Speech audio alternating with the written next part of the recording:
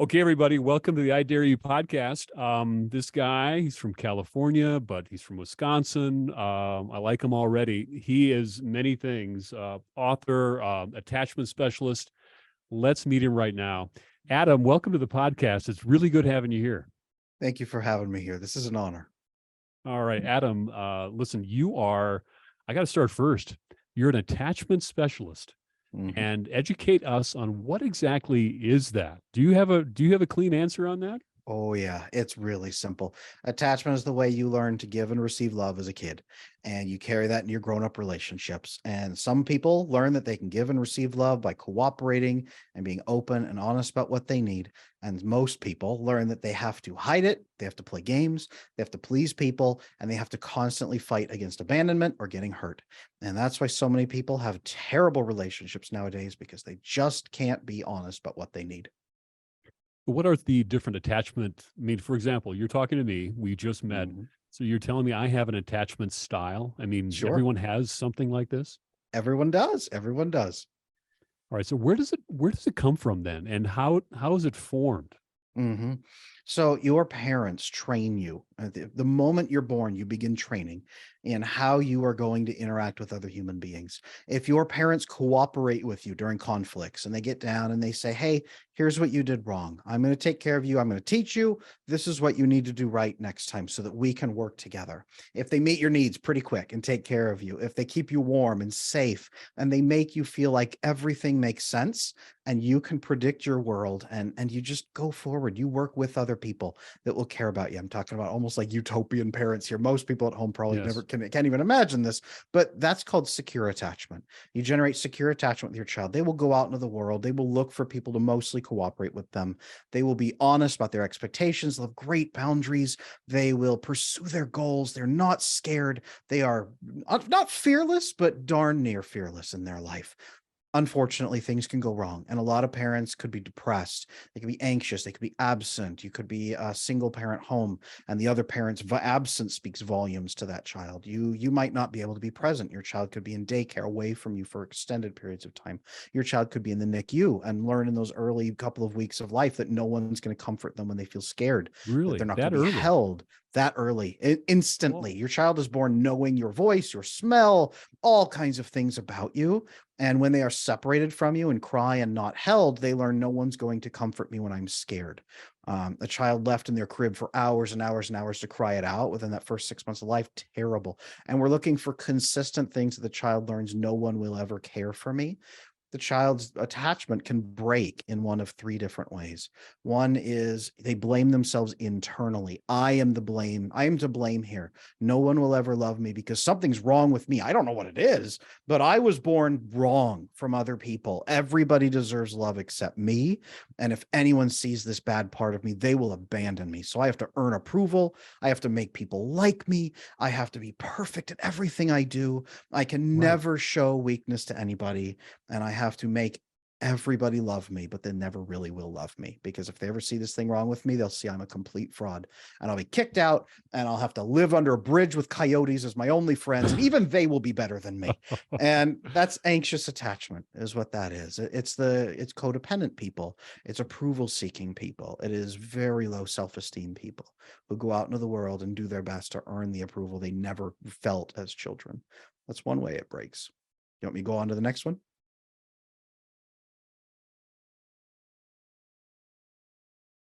Hold on here, Adam. We're getting it back. Okay, we are back.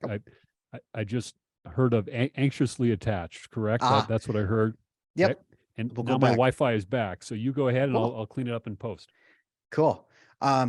That's called being anxiously attached. And these are the people you see out in the world who are craving approval. They can be very kind, but they do endless things to make you like them. They would give you the shirt off their back and the organs out of their body to earn your approval. And they will throw gifts and kindness at you the moment they meet you, just to earn your approval and make you like them. There's another style. You want me to go on to that one? I do. I want to hear that. Yeah, what's the counter to that? Ooh, the opposite one. So it's externally focused. It's called avoidant attachment. Uh-huh. These people are still anxious and scared, but the view is that something is wrong with people outside of them. They could be really manipulative. There's two variants of this, really manipulative, and say other people are bad. I've watched other people hurt each other. I've watched my parents scream at each other and abuse each other. And I know other people are messed up. So I have to appease them and keep them at arm's length. I avoid getting close because I can never trust anybody, but I will manipulate them and push their buttons to make them do what I want them to do. They will only act the way I need and meet my needs if I make them by giving them good feelings or giving them bad feelings. Mm-hmm. There's another variant of this, that what I have termed the nervous avoidant, where they're anxious, they're nervous, they don't blame themselves, but they don't think other people are evil. They typically believe other people are very stressed and weak-willed. And so if stress gets high, other people will turn on them or go crazy or be foolish. So they just keep everybody out and they do their best to diminish stress for other people. And they do their best to push buttons and play good games, but they don't coerce people. They don't exploit people. They're not really manipulative. They're just stay right there. I'm safe right here. I don't want to get close. These are usually the people, they're a little bit more absent parents. They may just not know how dating is supposed to work. A lot of men have this. They'll get into marriages and then they won't know how to provide for their wife's emotional needs. So this is one of the biggest leading causes of divorce right here. They have no idea how to connect to their children, their wife. They're fantastic in business. Most of my coaching clients who are incredible in business, they've amassed a fortune, they've built a company, and their marriage is falling apart, or they're on their fourth Oh, marriage. And I've got clients that come in with $8 million prenups and they're ready to write that check and just get their fourth spouse out the door is that because they right? cannot stand it anymore because they've lived with avoidance and avoidance and avoidance. It's Yeah. painful. It's painful. The fourth one All right. is a blend of So those two. now, well, so I've been married for 33 years. And I don't know what style I am, attachment style I am. Mm-hmm. But in fact, I'm going to go back and you maybe have me diagnosed right now, Adam. Ooh, I don't maybe. know. Could But be. so when I think about though dating and when you connect with somebody, there's the adage of opposites attract. Mhm. Is there something to it now scientifically where our Oh, own yes. insecurities, if that's the right word, where we do attract one another and then it's good for a while, but then, all hell breaks loose? I want you to think of it this way. If you are open and calm and secure and you can share your needs, you're going to do that naturally. And people who are afraid of that are going to scatter and leave. But people who are secure like you are going to come towards you. And everybody, yeah, that's going to create one dating pool over here of people who are just completely open. They signal to each other correctly and they don't scare each other off. They love it. They're in this dating pool. There's another dating pool, two different dating pools where they self-select out from each other of people who are anxious and say, I am unlovable. No one will ever love me. I can never get close to people, but I can earn their approval and I'll make Hmm. everybody like me. And I will be okay. I promise. Don't leave me. And the anxious people, pair up with the avoidant people. Hey, I don't ever want to be close to somebody, but I want to find somebody that I can give them good feelings, and then they'll do what I want, and and I can just earn their approval that way. They'll earn my approval, and they'll follow me without ever getting too close to me and making me feel unsafe. So the anxious person meets the avoidant person. It's like boom, fireworks. They say, we're soulmates. You just get me.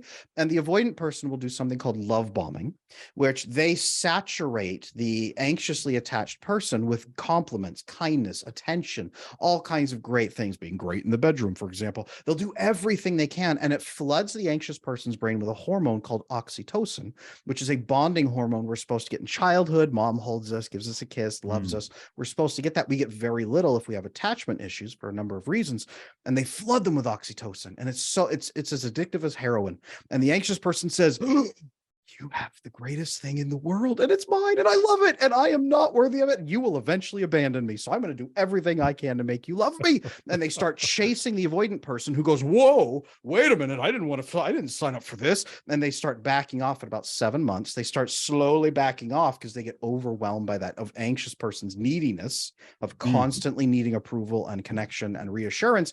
And then they begin this chase, pull away dynamic. Don't get too close to me. I'm going to punish you with bad feelings if you do, but if you don't stop chasing me, Wow. I'll give you good feelings.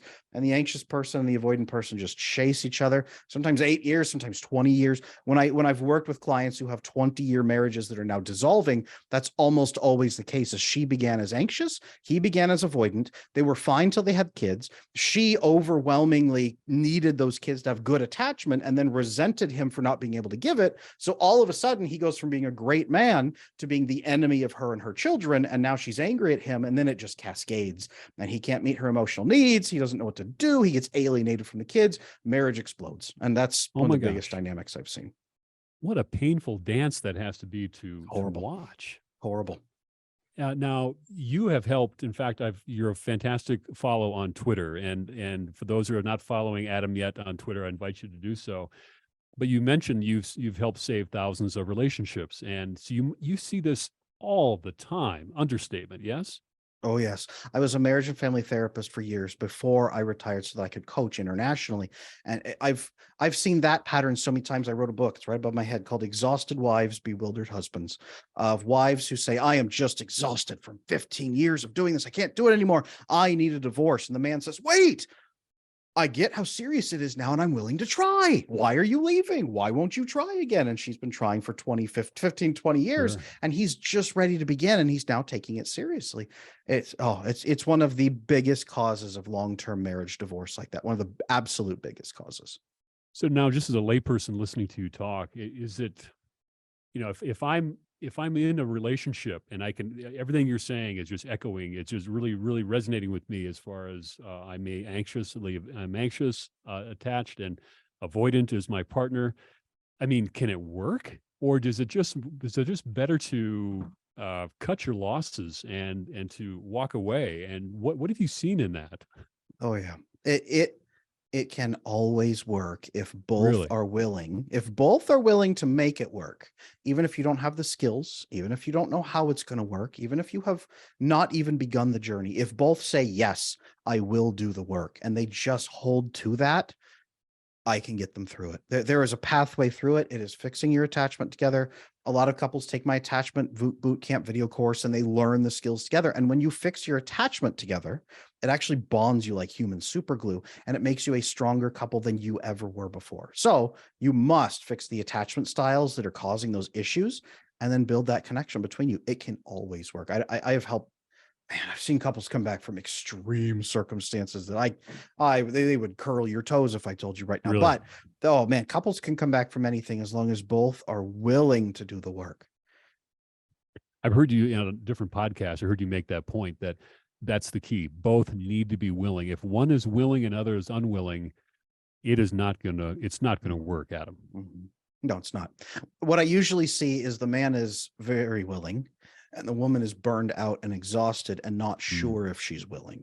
And I that's see. really the crux of it, is if you can motivate her to a point where she has hope, not necessarily in him, but in the process itself, and then walk them through the process of what it looks like. If he can invest and she can invest in holding on and waiting to see what he's going to do, even that can work. But if I one or see. both of them, if one of them's done, or if he's not willing to do the work and he just wants things to be comfortable, or if she's 100% out, not fixable.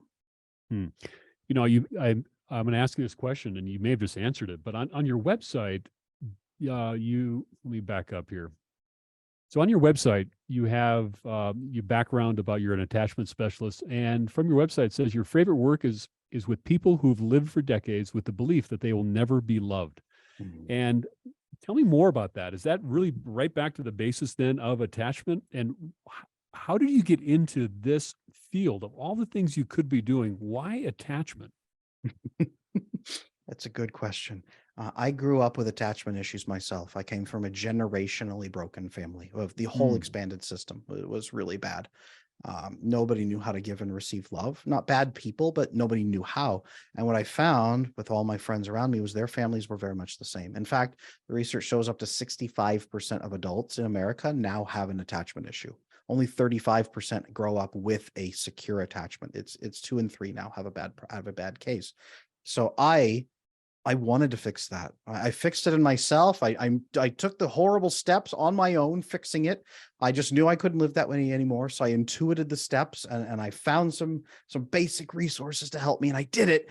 And it was so awful fixing it alone that I never wanted anybody else to ever have to do it alone, ever. So I went to school, got my master's degree, 3 years then into apprenticeship for licensed psychotherapy, and then worked years in the field training other healthcare professionals on attachment. And none of them have ever been educated on it, because Wow. it is what underpins all of the diagnoses in the book. There's the diagnostic statistics manual right there. It underpins just about every single diagnosis in that book, but we don't discuss that. We discuss the diagnoses and the symptoms, and then we medicate them, and we create systems and treatment methods to reduce the symptoms, but we never really touch this core basis that underlies all of those diagnoses. So I specialized into it because I want psychology to focus on the root cause and to give people lasting relief for life that also gives them great relationships. So why isn't it taught more? Why isn't it more at the forefront of science and your training?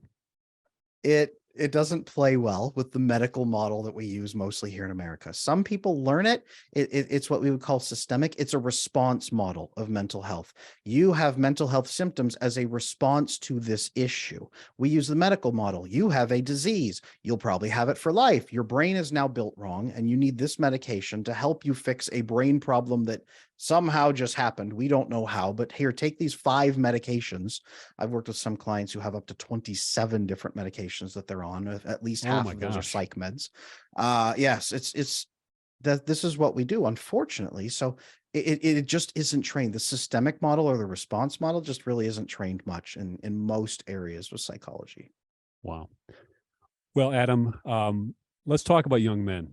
What is going on with young men? I've got a couple of Yeah. stats, and this is your life. But here's what I think I know. There's a 2022 Pew Research study that showed that for young men, they are less, they're sexually inactive or sexually dormant. They have fewer friends, close relationships. They're not interested in developing the types of relationships, romantic relationships. And overarching, what in the world is going on with young men? They are being raised in family systems that teach them they have to solve problems completely alone because no one is ever going to care for them or help them. Male brains are not meant to work that way. We are solution machines. Our brain goes to the back to observe and forward to act upon the problem that we have observed. We are supposed to link up with other male brains, like computers in a network, like data nodes, and share information from father to son, grandfather, uncle, mentors. We are meant to link up with other male brains that have solved problems and then gather that data and solve our problems too. And we are also meant to find fulfillment in relationships where we create legacy, human impact. Men are raised without human connection, without human bonding, without human legacy, to be completely alone, isolated units that have to solve every problem completely alone in a world that increasingly has no precedent for some of the solutions, some of the problems that men are facing right now. And they can't talk about them, and they're totally alone, and they're told that they're evil by nature for being men, and every man is a rapist, and every man is entitled, and every man is toxic, and they are shamed into complete non-existence. The suicide rate is out of control, even among men as boys, really as young as 11 years old. The Hmm. suicide rate is spiking out of control, and nobody's talking about it.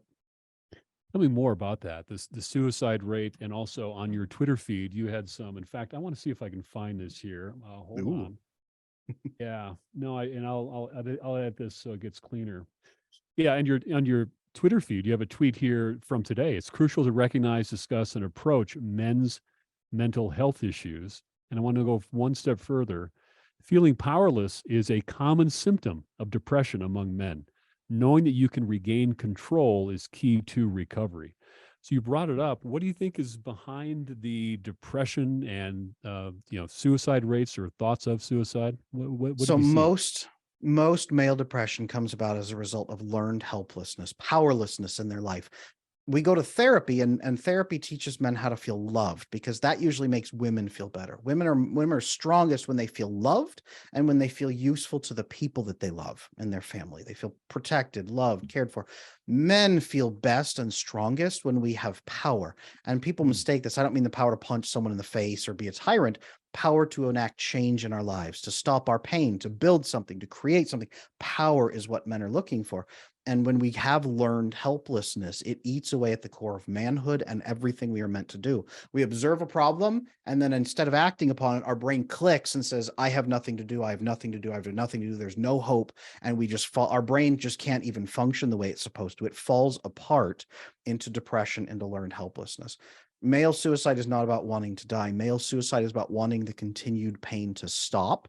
And that pain is just looking at your life and having absolutely no power or control to, for example, find a wife and have a child, to get a job that is stable and secure so you can provide for yourself and your family, to take care of a couple of friends that you have and protect them from the world, to build a network or a connection that matters, to amass wealth in any way, to hand off an inheritance, to do anything of meaning besides being stuck in a one-room apartment at a job that you hate with no wife, no children, can't go dating. The research shows that dating apps, it's about 10 to 1, 10 men to 1 woman, and you're competing against 9 other dudes just to try to get 1 woman. And most of those women won't look at you even the second time. So you'll go through thousands of potential candidates begging for 1 date and maybe get 1 response.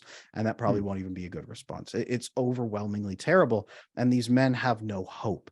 That is the problem. When we restore their hope, not like, here, I will hand you a solution. I'm from the government. I'm here to save you, as Ronald Reagan famously said. Sure.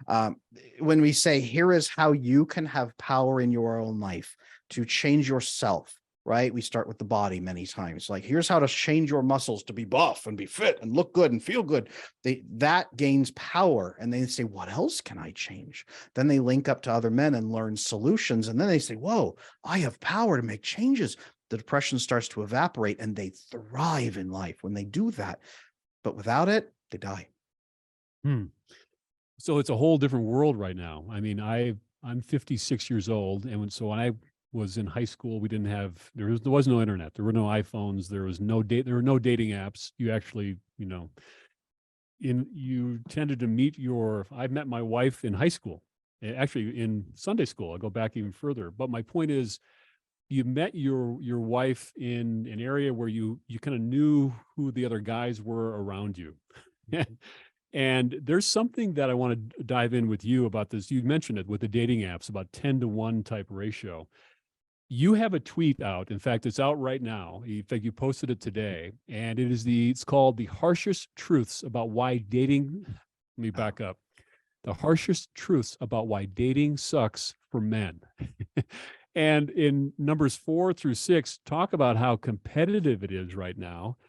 Tell us more about that, because I had never looked at it that way until I watched your video and your point about these harshest truths. So if you think about a dating profile, it is very much like trying to apply for jobs. When you apply for a job, it's very competitive. Now imagine that you are competing against hundreds of other candidates for low-paying jobs that you're not actually even going to be very happy with.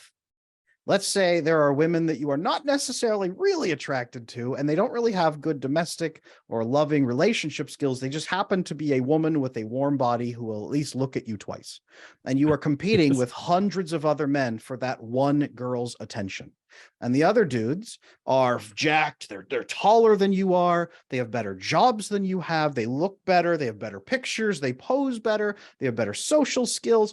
All of these features come into play. And the only thing these women look at is they glance at your profile for about 3 seconds and decide if they want to swipe left or swipe right. And they have seen a plethora of gorgeous, like jacked, wealthy men. And then there you are. You're some engineer. Maybe you're an engineer. I get a lot of engineers in my coaching. You're an engineer who's built your profile to be kind of considerate. You haven't had a professional come in and build your resume on your dating app like you need. And your picture's pretty good. It's you looking like a pretty average kind of guy.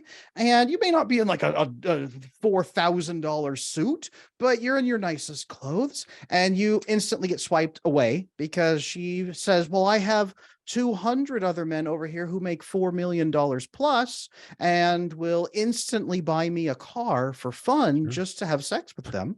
And you want me to go on these dates with you to Denny's or Applebee's? I don't really think so. She'll just instantly, within seconds, swipe away from you. Right. And that happens over and over and over for months or years. Guys go 10 years without a date No, because they just can't let, oh, yes. Oh, yes. They go really? long time between dates. And they come to me in coaching or in my community and they say, Adam, I've given up. I've given up on human women. I'm waiting for Mars to invade, and maybe their women will be better for me. Or they're waiting for AI to take over and robotic bodies, or they're waiting for a digital girlfriend because they've utterly given up on even finding an average woman to spend their life with. And these are not guys that are looking for supermodels and porn stars. These are guys looking for an average woman who wants to have a couple of kids with them and raise a family in a small little home, white picket fence. That's all Sure. these guys want, and that is beyond their reach. That's what they want. And they are, I don't want to overstep here, but that's how their brain is hardwired. That's part of their legacy. It's more than what they want. That's where their purpose lies. And that really drives them. Am I close?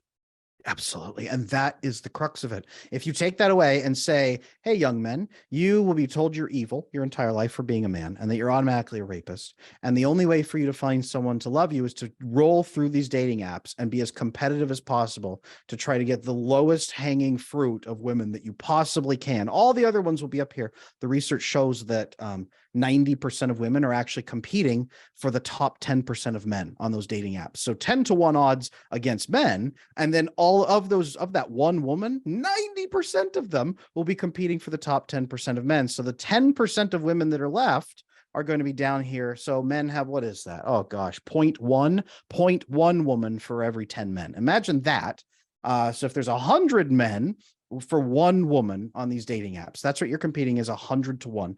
That is your odds of going out and finding a wife to have children with you. 101, 99% chance of failure. And for that 1% chance, you have to maximize yourself to the absolute utmost that you humanly can in a economy that's collapsing, in situations where you can't really get better and advance very much, where you are encouraged to take many types of drugs and slow you down, and corporations are fighting to distract you away from building a life and numb yourself instead. And it is so easy to just numb yourself instead and waste your best years just chasing pleasure to numb yourself away from the pain of knowing that it feels hopeless. Well, if you're telling me that that's what's happening, I don't disagree. I don't argue with you, but their self-esteem has to just be at a rock bottom after months, years of not being able to connect with, in this case, another woman. Um, they just got to be a wreck, aren't they? It's the men in my emails and my DMs and when they walk into my private community the first time, it's, I am joining this or I'm emailing you because it's a better alternative to suicide. Oh I my get that gosh. all the time. Adam, I'm emailing you. I'm not going to kill myself if you don't talk to me, but I am reaching out because this is a better alternative to killing myself, and I don't want to do that. Do you have any resources for me at all? That's how a lot of the Okay. conversations with men, with young Generation Z men under 23, that's how a lot of those conversations begin. Okay. Wow. Well, okay. So that's serious stuff. And obviously you're in this to help them in some really meaningful ways. So that's, I mean, way to put your talents to good use there, Adam. That's incredible. You know, the other reasons that you have here, these harsh truths about why modern dating sucks for Mhm, men. You mhm. talk about how there's this phenomena of being ghosted.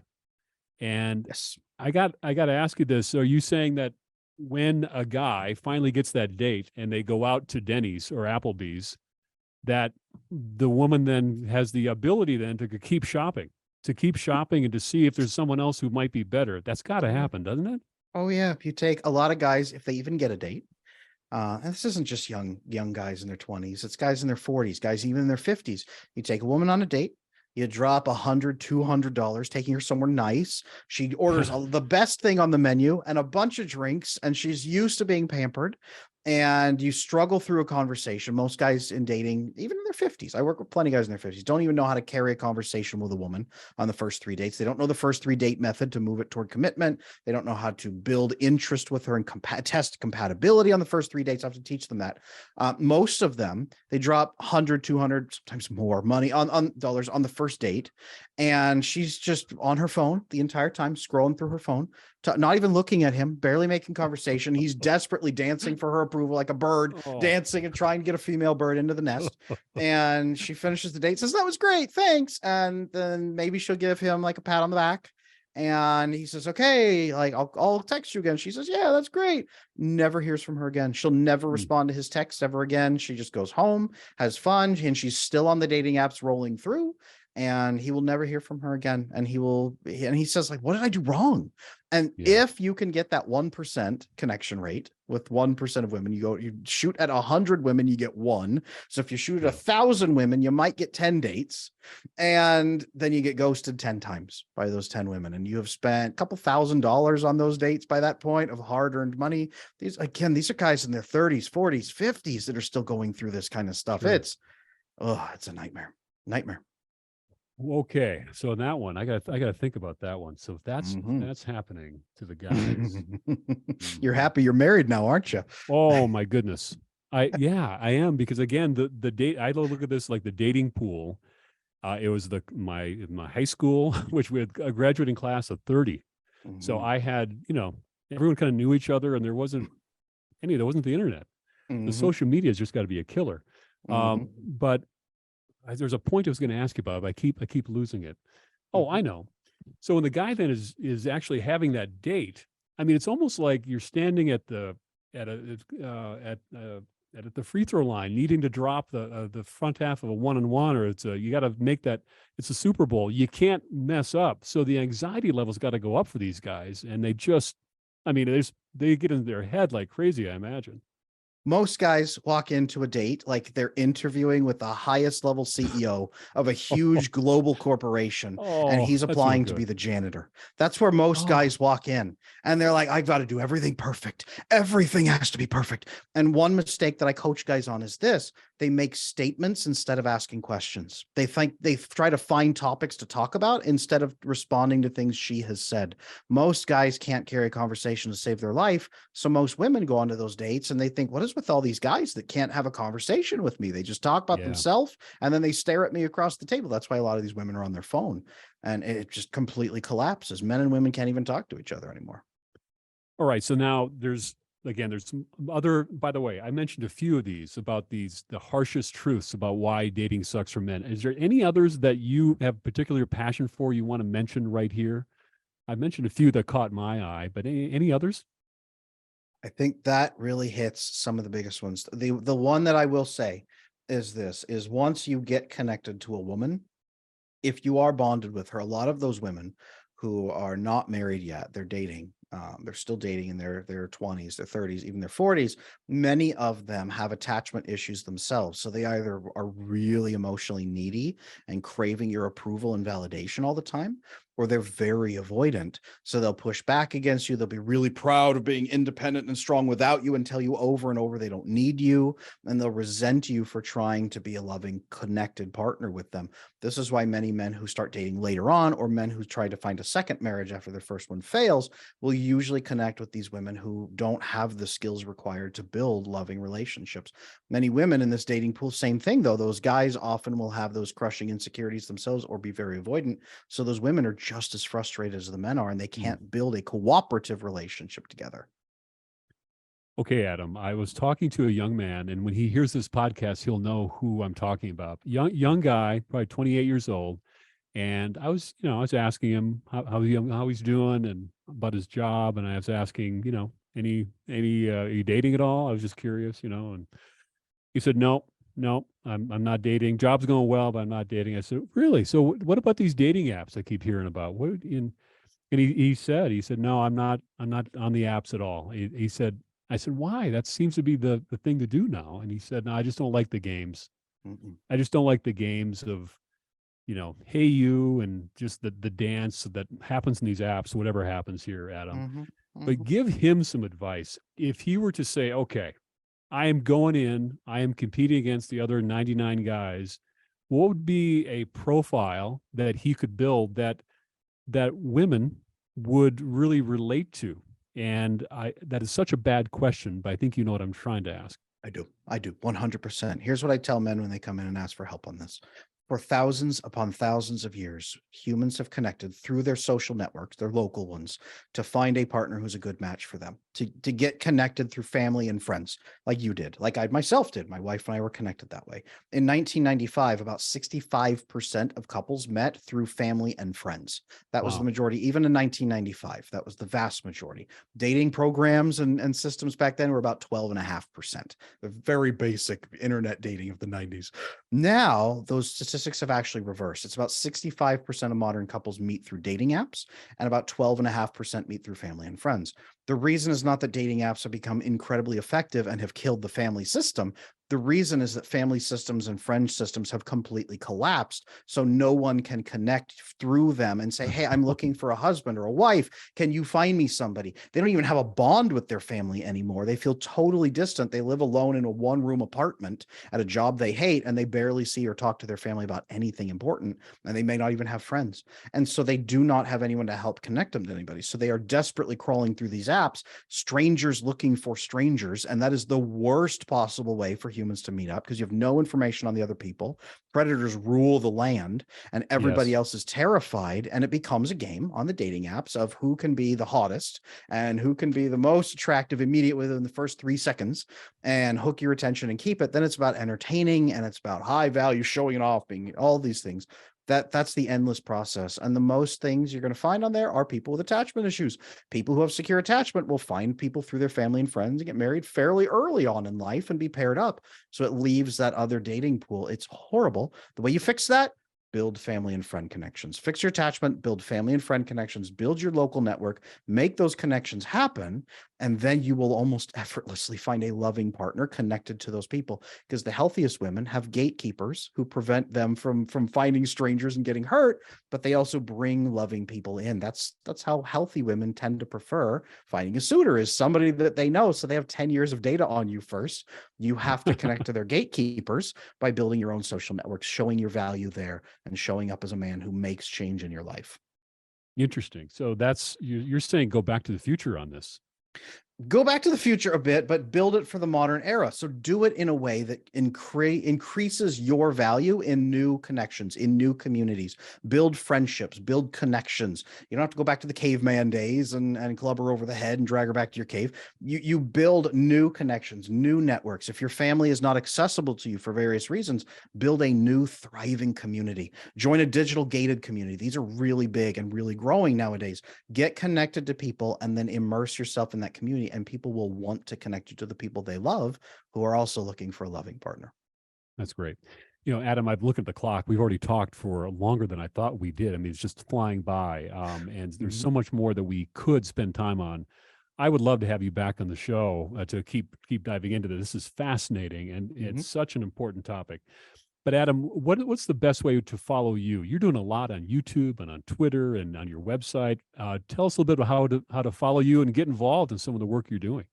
Absolutely. So the biggest resource people love is my YouTube channel. I'm Adam Lane Smith over on research. Lane as in road, Lane. Adam Lane Smith. I'm also on my website, adamlanesmith.com. I have my coaching. I have a course on there, my attachment boot camp, that shows you how to fix those attachment issues yourself or with a couple, with a partner. I've got books on there. I've got my private community. I have everything accessible. If you love video, YouTube. If you love images and graphics, Instagram. I'm at Attachment Adam over there. You can find all my resources on those places, and I would love to talk to anybody. Adam, what you were saying, that I got thinking about some of the things that we were just chatting about. Marriage. Is marriage on the way out? I have to ask, and maybe it's just now heightened all this discussion and all the challenges facing. But is on the way out, and what might marriage look like in 30, 40 years? The reason you have marriage realistically is to raise a family, and people are having fewer kids than ever before, but most people want children and are just not able to have them. So if we are going to bring childbearing back into this world, marriage is going to have a whole new meaning and people will embrace it again. But until that time comes, why would people take a gamble on strangers that don't have the connections that they have and could destroy your life? If you don't want children or can't have children, most people won't take that risk. Well, that's profound. Right back to getting back into the network of friends and family and starting there. Really good. Hey, one of the things that I did I was looking at your Twitter and your website. You do have a lot of really cool things like attachment boot camp and different community piece. Tell me a little bit more about that. Mhm.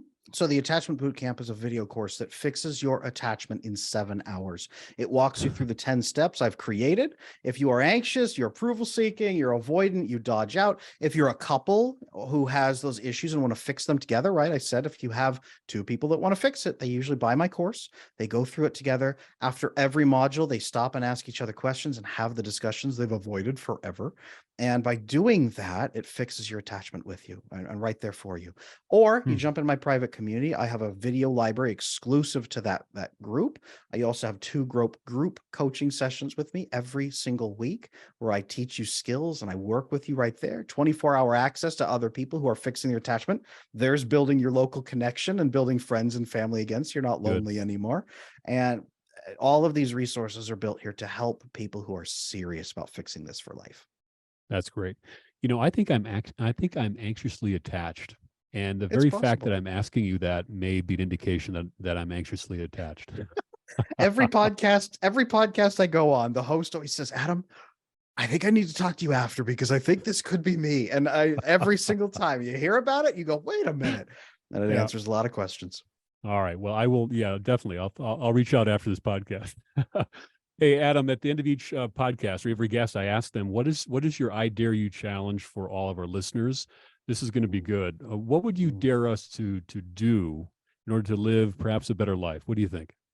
The key to fixing attachment is not intellectualizing and learning it. That will help begin the process. The key to fixing attachment is to have experiences with people that overwrite your earliest childhood memories of not being loved or accepted. So if this has resonated for you, share this information with somebody in your life and say, hey, I think I may have some attachment challenges with relationships. Can you watch this with me and tell me if you think this is me or is this you also? And can we fix our relationship? Have a conversation that opens you up to risk and opens you up to bonding at the same time. And that will begin the process of fixing your attachment. Really great challenge for us. And what I love about this conversation, though, you laid out a strong case of where some of the problems are, and really life and death type problems for society and also for individuals.